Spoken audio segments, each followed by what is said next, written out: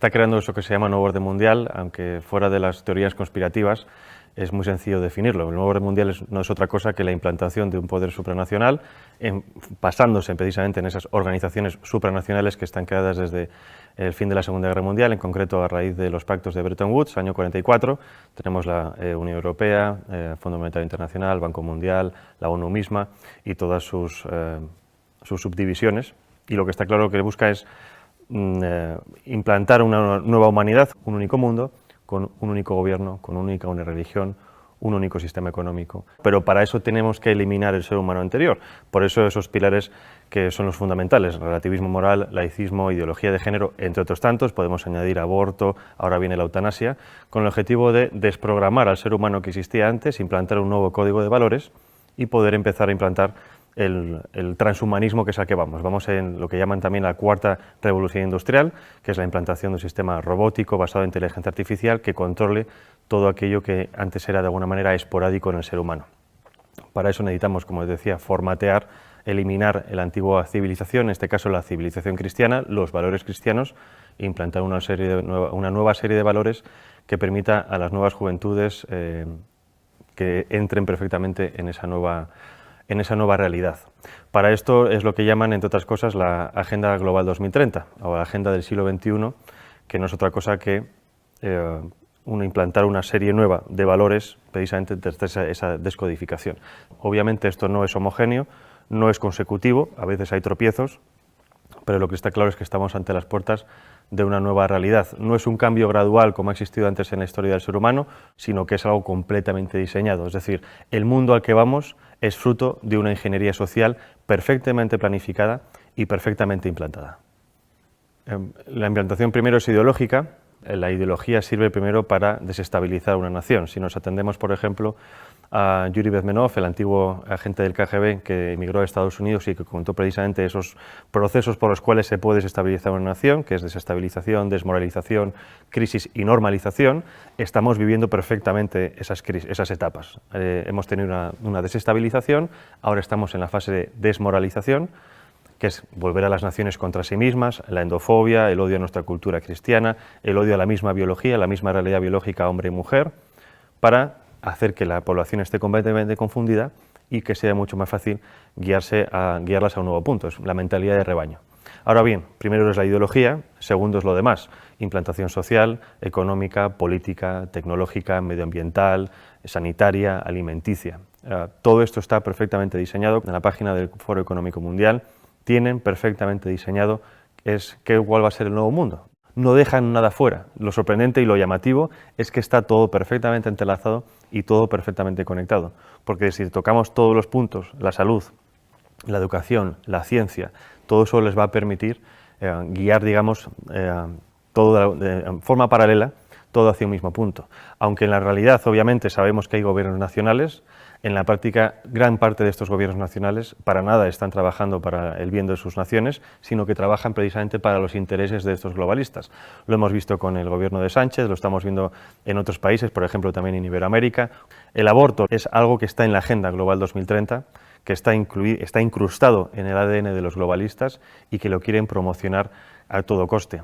El aborto, para que lo entendamos, es una política de Estado. El aborto se aplica desde el año 74 a través del informe de Kissinger, que viene precedido de un informe de la Fundación Rockefeller del año 72, que viene precedido de unas declaraciones de Robert McNamara, el que fue secretario de Defensa con Nixon y que en el año 68 pasó a ser presidente del Banco Mundial, en el que decían que debido al auge o debido a la expansión poblacional de ciertos territorios, en concreto África o Asia, ese auge demográfico podía reducir los recursos naturales necesarios para el imperio, en este caso Estados Unidos.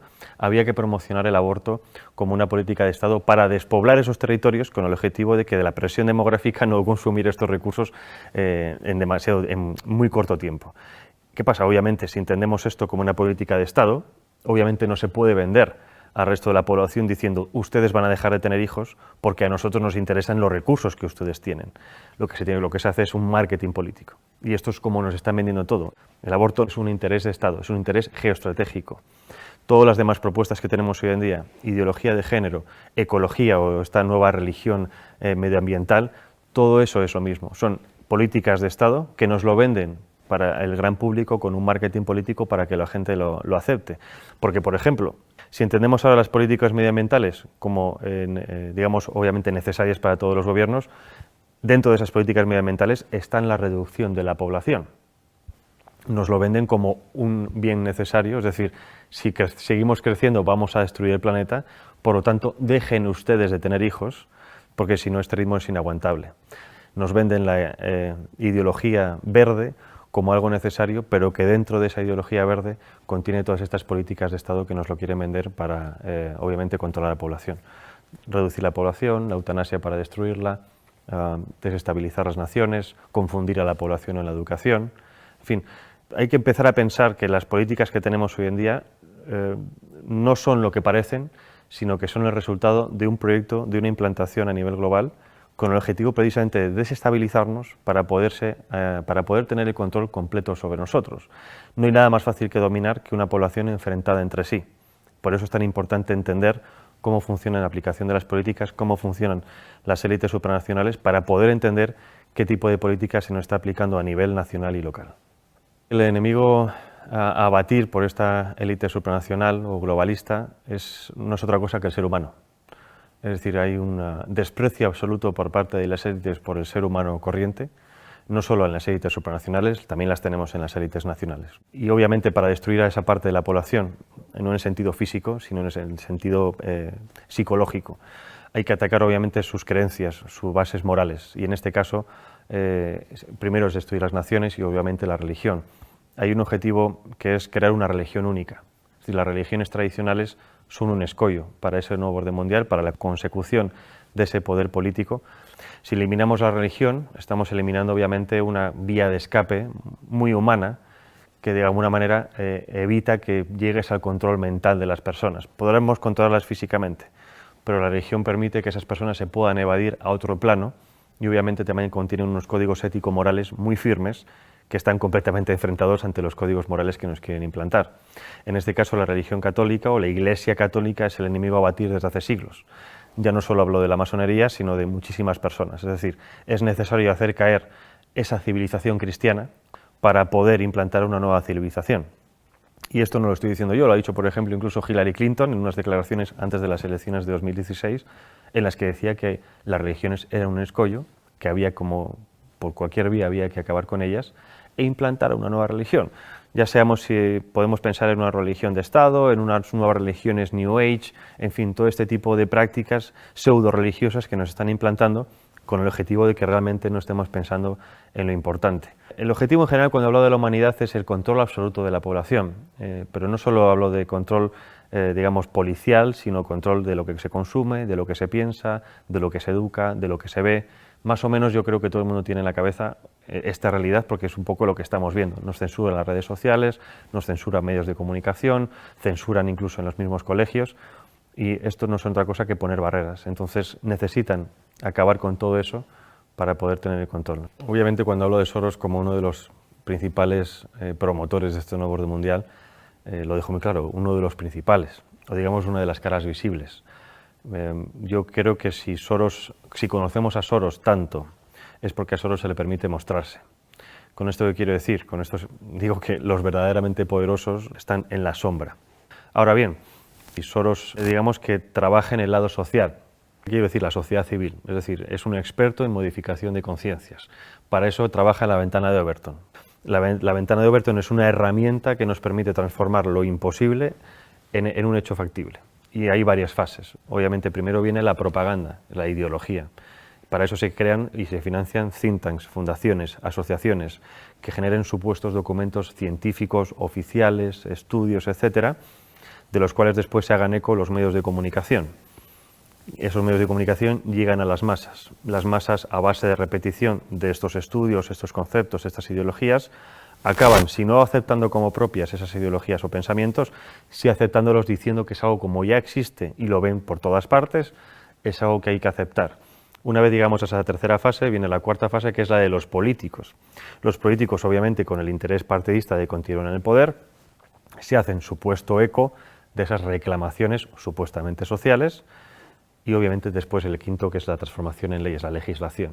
Entonces, esos 5 pasos es lo que se ha seguido con muchísimas cosas. Tenemos el aborto, tenemos el matrimonio homosexual, ahora tenemos ya ha empezado la eutanasia, y el siguiente paso es la pedofilia. Y esto es pura matemática, es ciencia política y siempre funciona. Entonces, si nos atenemos a que esto sirve para aplicar ciertas cosas, ¿qué es lo que ha hecho Soros a nivel social? Lo mismo.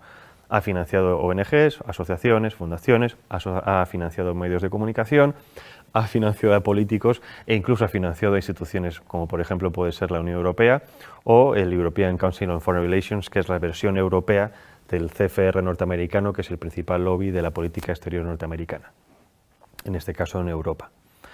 Entonces, si tienes los 5 pasos o los 4 pasos de los 5 en tu mano, es mucho más fácil modificar la realidad de los ciudadanos precisamente porque toca todos esos palos. Si nos vamos a instituciones supranacionales, ¿cuál es el papel de la ONU, de la UE? Es muy parecido. Bueno, el Banco Mundial obviamente es la gestión económica mundial, lo mismo parecido del Fondo Monetario Internacional a la hora de préstamos. El control económico y los préstamos sirven para el chantaje económico de las naciones. Hay muchísimas naciones africanas que se han quejado precisamente del chantaje económico de dinero supuestamente de ayudas al desarrollo, siempre dependiendo de cuestiones como, por ejemplo, la implantación del aborto, la implantación de la ideología de género, de educación sexual temprana para los niños, etcétera, etcétera. La OMS ha sido fundamental para la implantación de la idea de que existe una pandemia mundial, y si no hubiera sido por la OMS, en este caso por Tedros Adhanom, no se hubiera creado o no se hubiera llamado un confinamiento mundial. Primera vez en la historia que los ciudadanos de este planeta hemos visto cómo en todas las naciones se seguían los mismos pasos. Es decir, nada ha conseguido antes que realmente hubiera una coordinación nunca antes vista a nivel global. Coordinación que, aunque a nosotros nos parezca mucha, en general ha sido como muy sospechoso, por así decirlo, no sigue siendo suficiente para esta élite. Según ellos, los retos que nos plantean las pandemias del futuro, eso supera por muchísimo la capacidad gestora de los estados independientes entre sí. Es decir, que como no hemos sabido gestionar el coronavirus, es necesario que cedamos más nuestra soberanía a estos entes supranacionales, que ellos saben sí realmente lo que nosotros tenemos que hacer. Llevarnos a ese buen camino, a guiarnos como si fueran un dios, porque nosotros como ciudadanos comunes somos demasiado estúpidos para valernos por nosotros mismos. Las redes sociales han sido siempre una herramienta fundamental en el tema de la comunicación, pero como todo avance tecnológico tiene siempre su cara y su cruz. Como todo avance tecnológico nos lo venden que es bueno para poder hablar con nuestros familiares, que están en contacto con gente de todo el mundo, pero el problema, el contrapeso es el control absoluto, ¿no? Ya no solo el control de lo que hacemos, sino incluso de nuestros pensamientos, porque muchas veces decimos cosas en redes sociales que quizás fuera de un ámbito demasiado privado, ¿no? Y eso es precisamente a donde van ahora con el tema de la censura. Han visto que en los últimos años ha habido también una pequeña revolución en redes sociales, dado que cada vez hay más perfiles conservadores, antiglobalistas, más perfiles de gente contraria a los designios de este nuevo orden mundial, ¿no?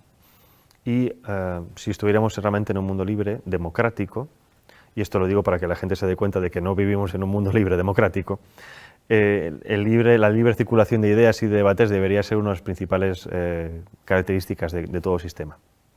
Y estamos justo en lo contrario.